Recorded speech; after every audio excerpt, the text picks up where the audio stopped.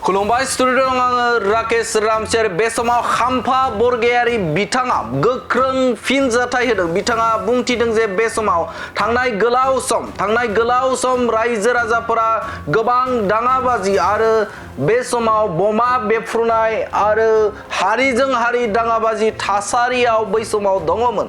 नाथाय आथिखालाव थामहिनबा बे समाव थांनाय 4 बोसोरनिफ्राय लानानै बिटिआरनि खुंगिरि प्रमद बर' बिथाङा UPPL राजखान्थि हान्जा गायसननानै बे समाव सरकार सालायनायनि उननिफ्रायनो दुं हाव थासारि बै समनि थासारिया आथिखालाव गैला।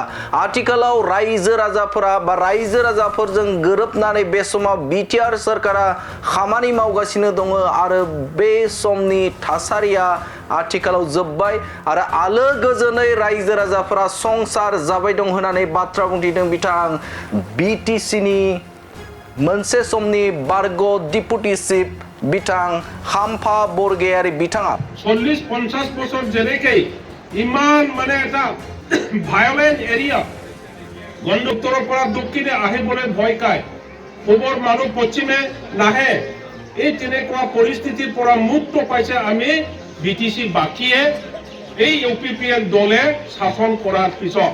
बै समनि बाथ्राखौ बुंथिदों बिथाङा जे गोलाव सम दाङाबाजि आरो हारिजों हारि मोनसे गाज्रि थासारि बमा बेफ्रुनायनिफ्राय लानानै गोबां मोनसे गाज्रि थासारियाव दंमोन आरो बे थासारिया आथिखालाव गैला। जे बिटिआरनि खुंगिरि प्रमद बर' बे प्रमद बर'नि गोख्रों नाजानायजों आथिखालाव समान मोनथाय समान जौगाथाय आरो हारि माहारिनि गेजेराव खौसेथि फैबाय आरो आथिखालाव रायजो राजाफोरा बै थासारिनिफ्राय आलादा मोनसे थासारियाव फैबाय आरो आथिखालनि रायजो राजाफोरा गोजोन खौसेथि आरो हारिजों हारि अनज्लायनानै बे समाव रायजो जागासिनो दं होननानै बाथ्रा बुंथिदों बिथां खाम्फा बरगयारि बिथाङा। आरो बिथां खाम्फा बरगयारि बिथाङा बुंथिदों जे दिनै रायजो राजाफोरा उदाङै गोसो बायदि संसार जानो हाबाय होननानै बाथ्रा बुंथिदों। UPPL सरकार फैनायनि उननिफ्रायनो रायजो राजाफोरा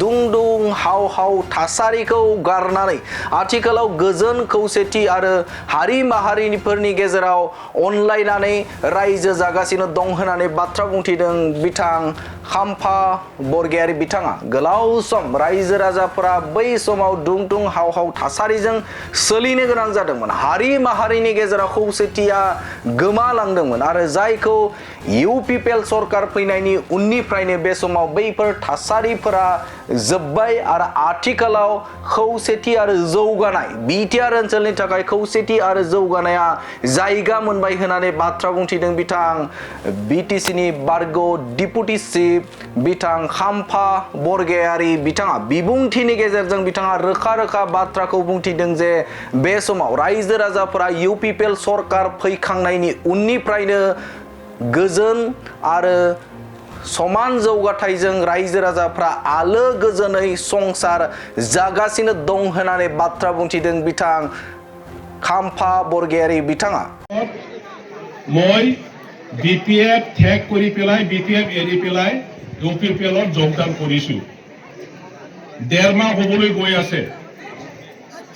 মই কিয় BPF ত্যাগ কৰিলো আৰু UPPL যোগদান কৰিলো, ইয়াত বহুতো কাৰণ আছে।